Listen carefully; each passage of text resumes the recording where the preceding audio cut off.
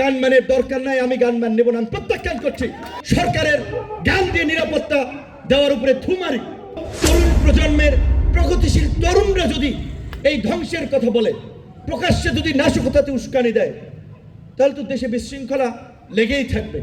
আমরা গণ অভ্যুত্থান পরবর্তী 15 মাস পরে এই আমাদের ভাই হাদি, যার মৃত্যু গোটা দেশকে কাঁদিয়েছিল, তার লড়াইটা আমরা করেছিলাম, আমাদের থেকেই সে অনুপ্রাণিত। সেই লড়াই ধ্বংসের নয়, সেই লড়াই নির্মাণের। তাহলে সেই আমাদের নির্মাণের সহযোদ্ধার মৃত্যুকে কেন্দ্র করে গত কয়েকদিন আগে যে নাশকতা এবং অস্থিরতা তৈরি করেছিল, এটি কিন্তু দেশকে একটি বিপর্যয়ের দিকে নিয়ে যেতে পারত।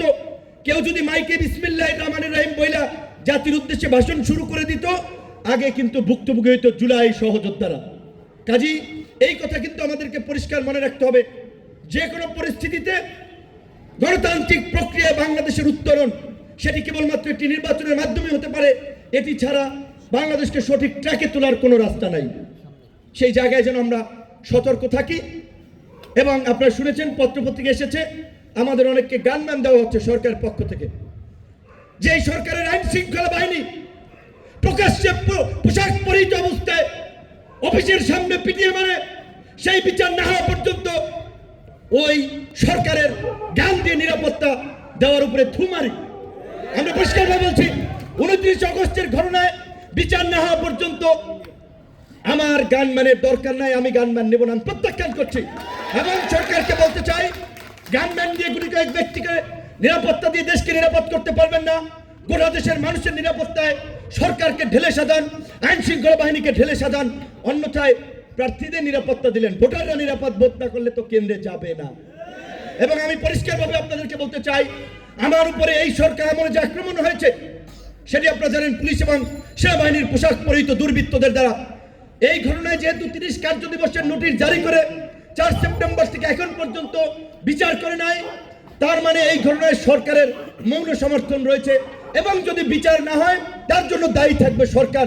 এবং আমি এই ঘটনার জন্য ডক্টর ইউনূস এবং তার উপদেষ্টা পরিষদকে আমি দায়ী করব। তাই আমি আবার বলছি, আমি গানম্যান নেব না।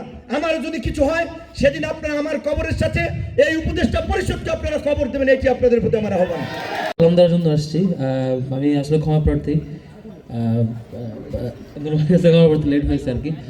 সম্মানিত ভাইরা, আমাদের কমিটমেন্ট একটাই, যে নুরবাইদের সময় যে ডাকসুতে নুরবাইরা কাজ করতে পারে নাই, ভাইদেরকে এখানে আটকে টর্চার করা হয়েছে, যেই কলঙ্কিত ইতিহাস ছিল সেটা ভাঙার আমাদের যে কমিটমেন্ট ছিল সেটা আমরা রক্ষা করেছি। আমরা আমাদের জায়গায় নুরবাইকে তখন ফোন দিয়ে বলছিলাম, ডাকসুর পরপরই আমরা দেখা করতে গেছিলাম, তখন ভাই অসুস্থ ছিল এই নির্বাচনের রেজাল্টের পরপরই। তখন বলছিলাম, ভাই যে জিনিসের আপনি ভিকটিম হয়েছেন, যারা আপনাকে টর্চার করে বাজে একটা কলঙ্কিত ইতিহাস করেছে, আমরা সেটা কবর রচনা করতে চাই। সেদিক থেকে আমরা ডাকসুর সকল হল সংসদ এবং ডাকসুর সকল নির্বাচিত প্রতিনিধি একসাথে মিলে যৌথভাবে কোনো ধরনের পলিটিক্যাল ক্লাস ছাড়া, কোনো দ্বিমত ছাড়া একসাথে সমন্বিতভাবে কাজ করছি।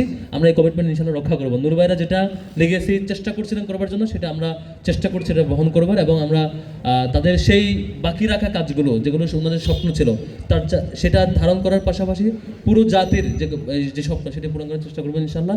এবং এর সাথে আজকের ডাকসুর জায়গা থেকে আমাদের যে দায়িত্ববোধ, যে কাজ করবার কথা, আপনাদের কাছে দোয়া চাই। বিশেষ করে এই স্যাক্রিফাইস করা এই মানুষগুলোর কাছে দোয়া চাই, সবার কাছে দোয়া চাই, আমরা যাতে আপনাদের সেই প্রত্যাশা পূরণ করতে পারি। বিগত দিনের সকল বকেয়া কাজ, রেখে যাওয়া কাজ যাতে আমরা একসাথে কাজ চালিয়ে নিয়ে যেতে পারি, সে দোয়া চাই।